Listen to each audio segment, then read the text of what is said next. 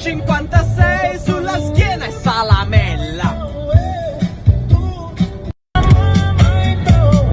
E tu, io e Salamella, corre sulla fascia e no, non si ferma, lui dribbla, lui nella propria mezza campo a difendere e un Milan invece Giroud in area, si gira, sinistro, rete, ha raddoppiato il Milan al 33esimo minuto nel corso della ripresa, cambia ancora il parziale a San Siro, gol capolavoro di Olivier Giroud, spalle alla porta in area di rigore, si libera sul piede sinistro, manda a vuoto l'intervento del difensore dell'Inter e piazza il suo sinistro nell'angolino più lontano. Buongiorno, buon pomeriggio, buonasera fellow Milanisti, and welcome to another MLM podcast with me, your host, Max Lombardia. What we're going to talk about today, guys, well, we're going to recap that Inter game and we're going to have a quick look at a preview for Lazio. So, what an interesting week it's been. Lots of Inter fans crying, lots of Inter fans really unlucky, and as we call them on this podcast, the Kleenex Bandits have really done a number on themselves. If losing 5-0 in the Champions League final wasn't embarrassing enough, then not being able to win a derby in 6, that's bad, isn't it? Especially after all the banter and all the holding up of the cardboard 20th Scudetto signs on our faces. I really feel bad for them. Anyway, right, so look, let's look at this game. So we were sat third, they were sat top or joint top with Roma on 24 points. We were coming out of a bit of a frustrating game against Parma, to say the least. They were coming out of a last win against Lazio, I believe. And everything was kind of pointing towards Inter could get away from us if they won. A draw wouldn't really help either of us. And a Milan win would re-establish us up there somewhere. So interestingly, Allegri went with the following starting 11. We had Mike in goal. Tomori, Gabbia and Pavlovic as our back three. Bartazaghi this time starting left wing back, thank God. Salameka's right wing back. Modric, Fofana and the return of Rabiot in midfield. And then, of course, we had Leao and Pulisic up top. And, I mean, apart from Fofana, who, again, ceases to amaze me, although we did do a good thing this game, to be fair, the starting formation was probably the strongest it could possibly be. 3rd minute, Mike Maignan save on Thuram. Great header, great save. And what proved to be the Maignan show had already started in the 3rd minute. 5th minute, there's a Lautaro elbow on Gabbia. Of course, VAR don't see it. Of course, they don't. Of course, it's not a red card, even though it should have been. Of course, it's not. Lautaro gets away with absolute murder in this game. So do most of them, actually. But nonetheless, the game continues. 16th minute, Bartazaghi shot. He kind of drags it wide. Shame. I think if Pulisic knew he was coming, we could have been 1-0 up. 26th minute, it's a great corner from Chanaloglu, Merda, Filho de Botana. And then a Cherby hits the post, another piece of shit. 33rd minute, there's a Lautaro kick. Again, gets away with it, no VAR, nothing. 37th minute, there's an amazing save from Mike Maignan on Lautaro's chance. He literally tips it onto the post. Really good from Mike Maignan again. Pully effort at 43rd, but hits it wide.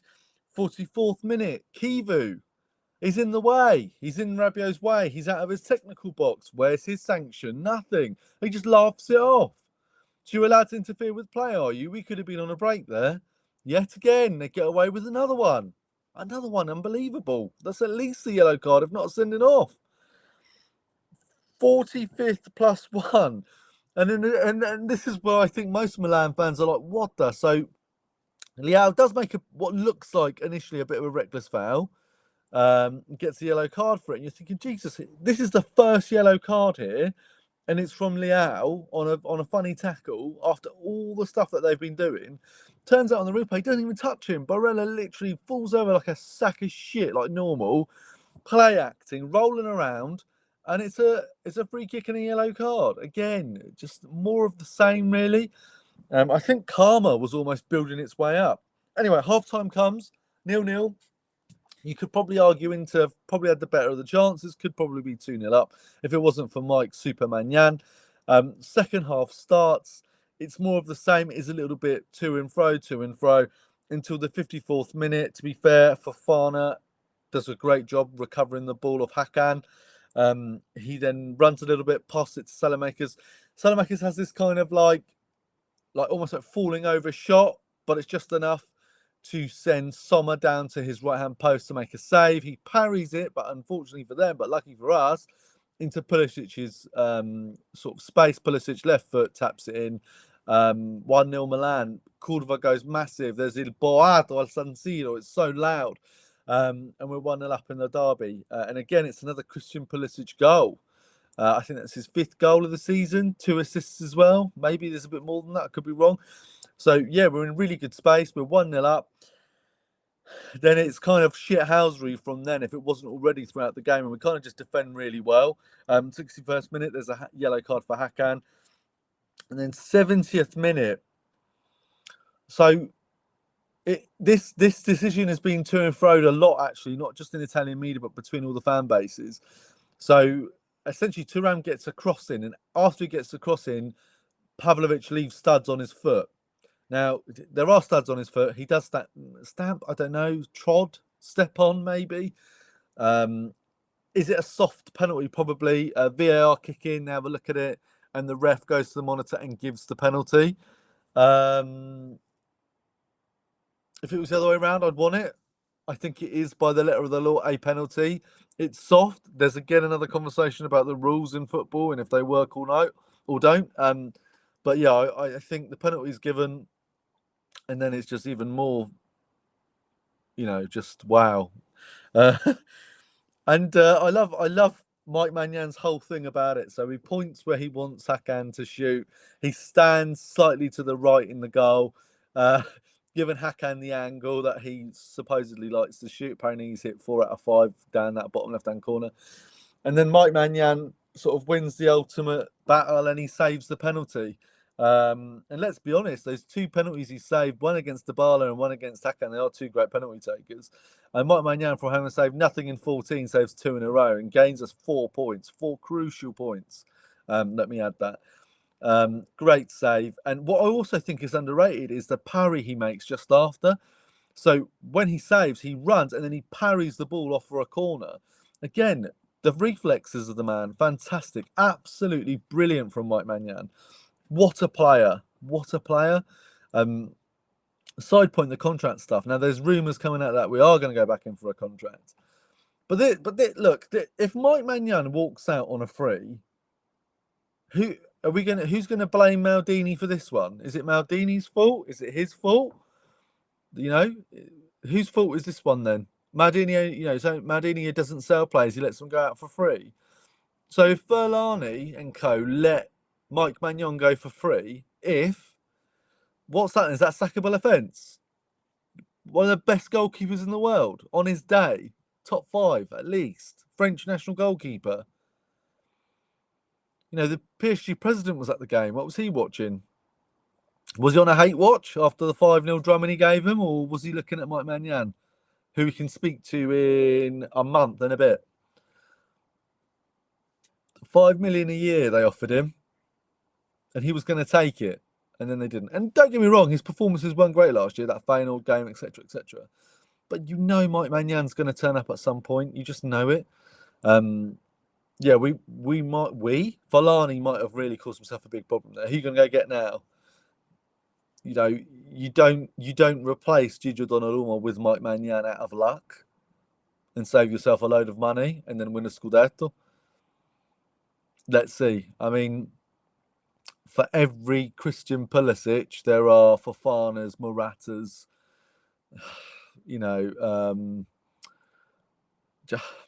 just the Musas.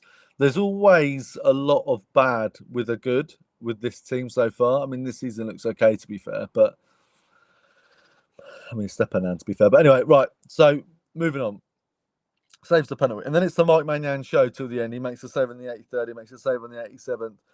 The only other sort of real thing is Loftus-Cheek having his cheeks examined by Bastoni at one point.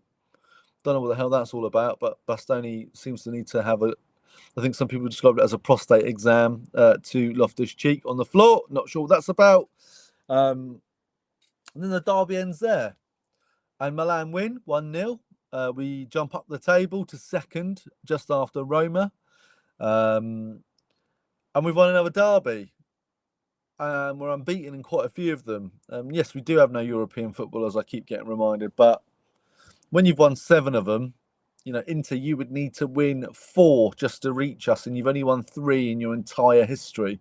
So by that sort of process of elimination, I'll be long gone by the time you even win another couple. And the way you're going in finals, mate, not looking good. Here, have another Kleenex. Wipe your tears. So, look, great win. Great for us. Bragging rights for the week.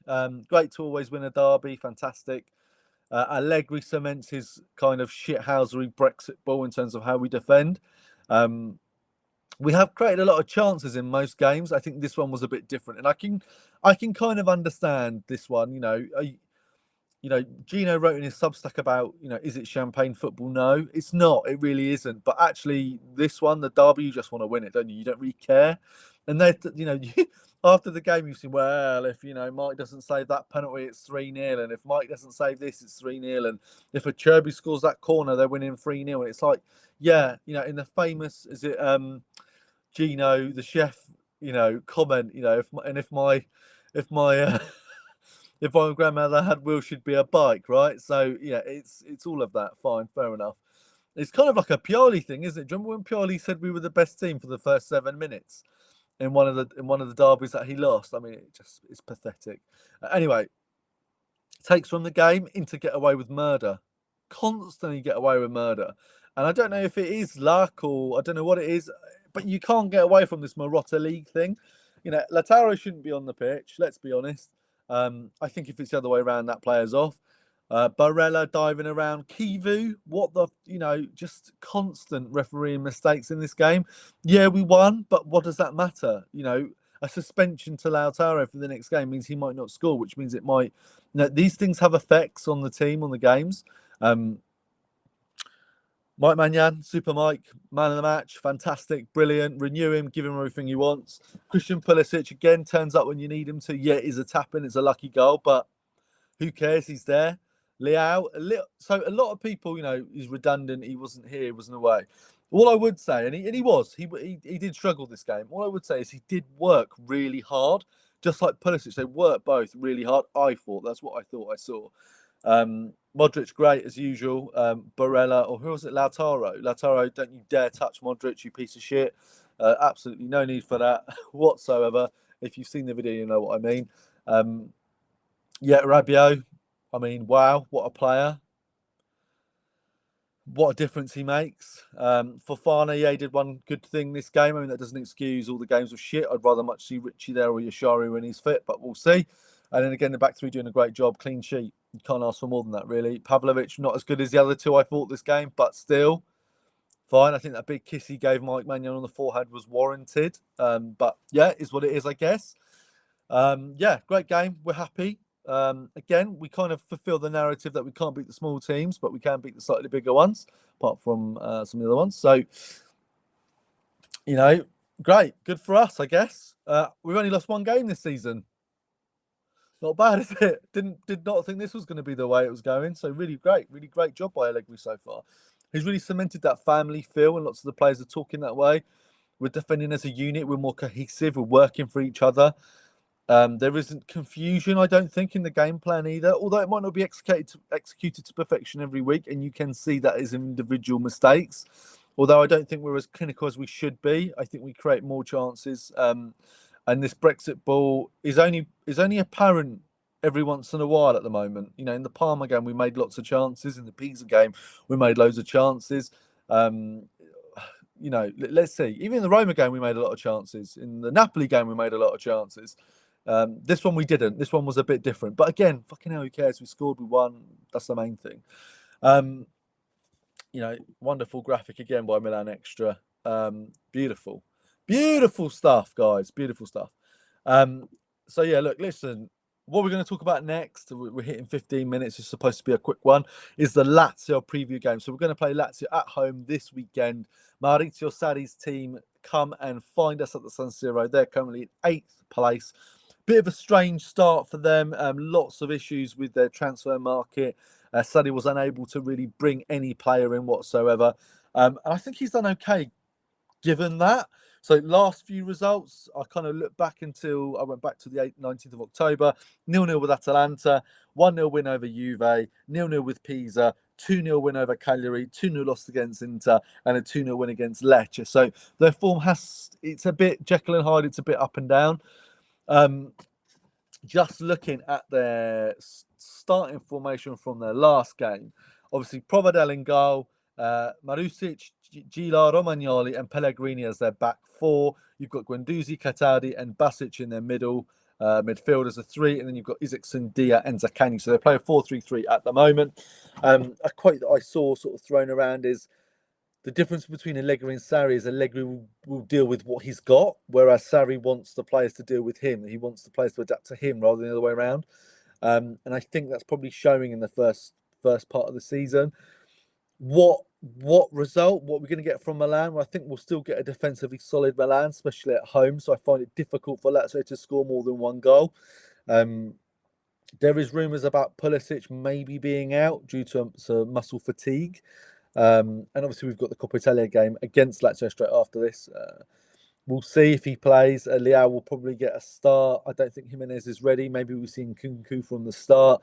I do hope it's the same back five as the game against Inter. Why would you change that?